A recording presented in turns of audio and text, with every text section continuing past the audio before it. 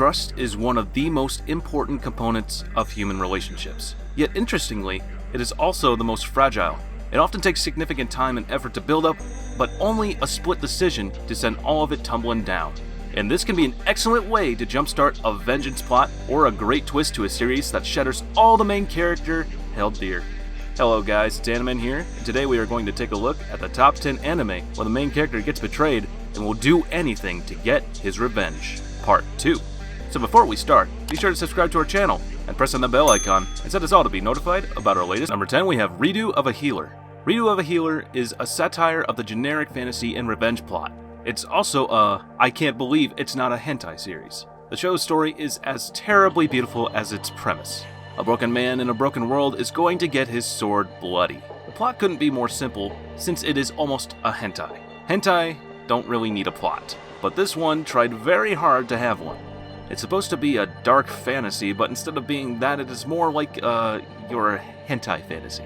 It's about a healer guy that gets violated and abused by Flare, a princess. When he gets the chance to remake his life with some powers, he chooses to get revenge instead of looking for a better life this time. No, he prepares himself for years so he could live all over again and survive her abuse and confront her in order to achieve his revenge. I wouldn't recommend the show to those who have a weak mentality or are sensitive, as the show is about to get very worse. So be careful. Number 9, we have Arefureta, From Commonplace to World's Strongest. This is an isekai anime involving not one person but an entire classroom of students along with their teacher. This group is brought into a fantasy world full of magic and monsters. They are told that in order to return home, they must first assist in completing certain dungeons in order to save mankind. The real heart of this anime unfolds when the main character is betrayed by one of his classmates. This in turn causes the main character to essentially turn his back on the entire world, including his fellow classmates. Ironically, the main character isn't seeking revenge from the classmate who betrayed him. Instead, he blames the gods and those who summon him for his current predicament. Inevitably, he teams up with a few others and heads out to confront these gods in order to return home. Along with this, there are other characters who are seeking revenge against the cruel gods as well, making it a multi-layered revenge story. If you're looking for a deep series, look elsewhere. If you're interested in something light and sometimes dark harem anime, this is for you. At number 8, we have Genkutsu. A young man called Edmond Dantes loses his freedom, his love, and almost his life because of greed, jealousy, and pride of 3 men. Then, after nearly 2 decades, he returns out of nowhere after having been thought long dead, posing as the Count of Monte Cristo, an enigmatic man of mystery who sends shockwaves through Paris with both his charms and riches. He then puts into action his plan to get the ultimate revenge on the 3 men that wronged him, all 3 now being prosperous members of the Parisian elite. After spending countless years suffering, rather than merely wanting to kill them, he wants to ruin them by throwing them into the same pit of despair he himself was once forced to endure. It is an intricately woven story throughout the 24 episodes, each one ending in a cliffhanger, making the viewer wanting to jump right into the next episode. Elements of mystery and suspense are used so effectively, I was compelled to watch the whole anime in one sitting, something I have never done with any other anime before. At number 7, we have Roca Braves of the 6 Flowers. You know that game Among Us? This anime is essentially like that. 6 heroes are chosen to fight the Demon Lord. 7 people show up to go do it. Naturally, they think the extra person is there on behalf of the Demon Lord to kill them. The main character is then accused, being betrayed by his comrades and hunted down as suspicion spreads like wildfire. Roca Braves of the 6 Flowers was quite an enjoyable anime to watch. Each episode kept me on the edge. There are a lot of twists and turns that go on throughout the story that will send you in circles. The action scenes are well done, and you will see a lot of tactics, which is what I like to see instead of the usual mindless charge at your enemy kind of thing. I strongly recommend this anime to anybody, whether you are a casual anime watcher or a hardcore one. At number 6, we have Seraph of the End, Vampire Reign. This anime is quite interesting as it takes place in a post-apocalyptic world. Throughout the anime, you'll see towering modern buildings that have dilapidated over time. On top of this, the show combines modern military with supernatural fantasy elements. In the show, there is a mysterious virus outbreak that kills all humans above the age of 13. Mankind inevitably gets driven to the brink of extinction.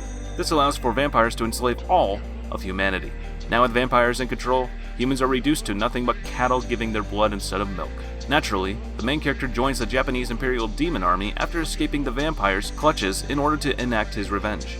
This is an enjoyable show and a good example of a great vampire anime. If you like dark anime, you should watch this one. At number 5, we have Gun X Sword.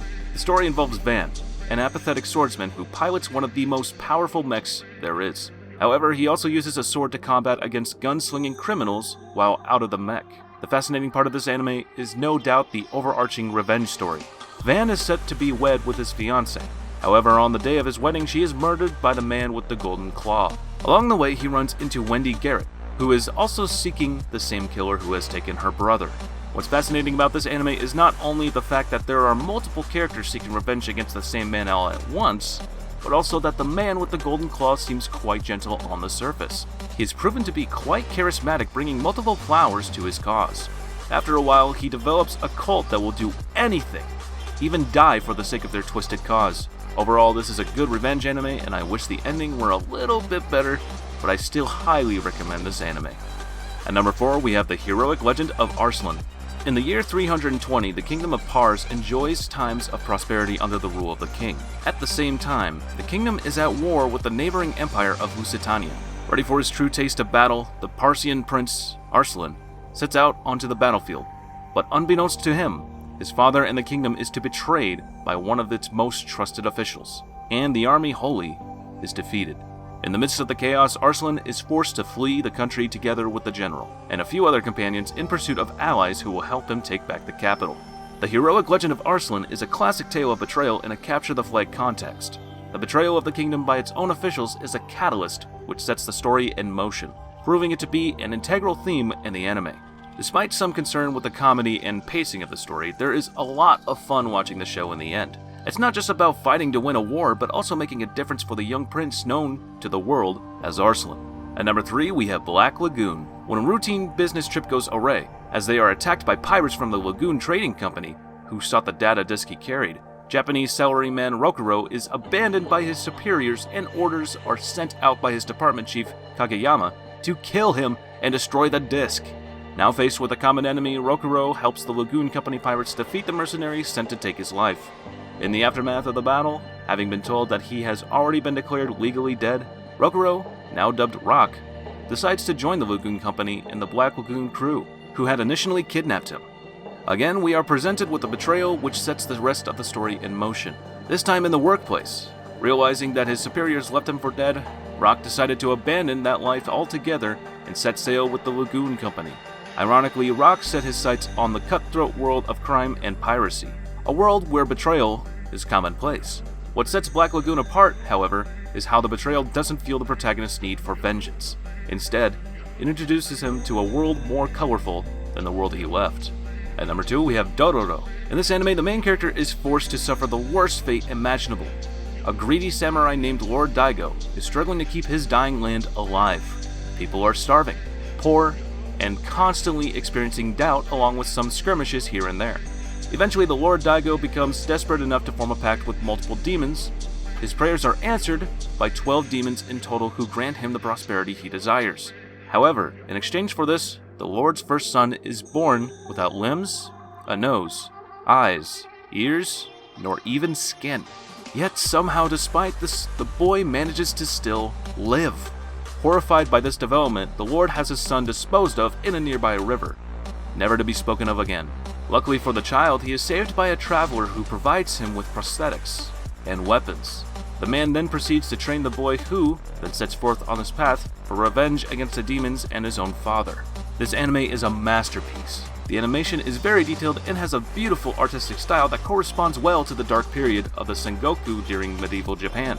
The fighting scenes are well done and pleasant to watch. The soundtrack is superb and perfectly follows the animation. I highly recommend this one. And number 1 goes to Vinland Saga, Warrior's Pride, Loss of Innocence, Betrayal, and the quest for the biggest bounty. This is what it means to be a Viking in Vinland Saga. In the beginning, our hero Thorfinn was just a kid, and his immaturity is prevalent throughout the series. Slowly and frustratingly, he grows into a man. His father, the great Viking general, Thors, raised him to be a compassionate person until his untimely death. Stay away from the path of a Viking. Never kill. Take care of your family. These were the values Thors taught him. When Thors was murdered right before Thorfinn's innocent eyes, none of these values mattered anymore. Instead of growing up, Thorfinn survived his childhood by learning to kill. Years passed and he became an angst-ridden killing machine. And he will do anything for a chance at revenge. Are you interested in Vikings and Norse mythology? Do you want stunning animated action scenes, good world building, great character development? If so, then wait no more, as you are bound to enjoy this series. Well, that's it for today, guys. If you liked the video, be sure to like and subscribe to be notified of future top 10 lists. And if you have any of your favorite revenge anime not included in this list, feel free to add them in the comments section down below, along with your suggestion of any future videos you want to see. And if you want to support future content, please consider becoming a member of this channel. It really helps out a lot. Thank you all so much for watching, and as for now, I'll catch you later. See you in the next one.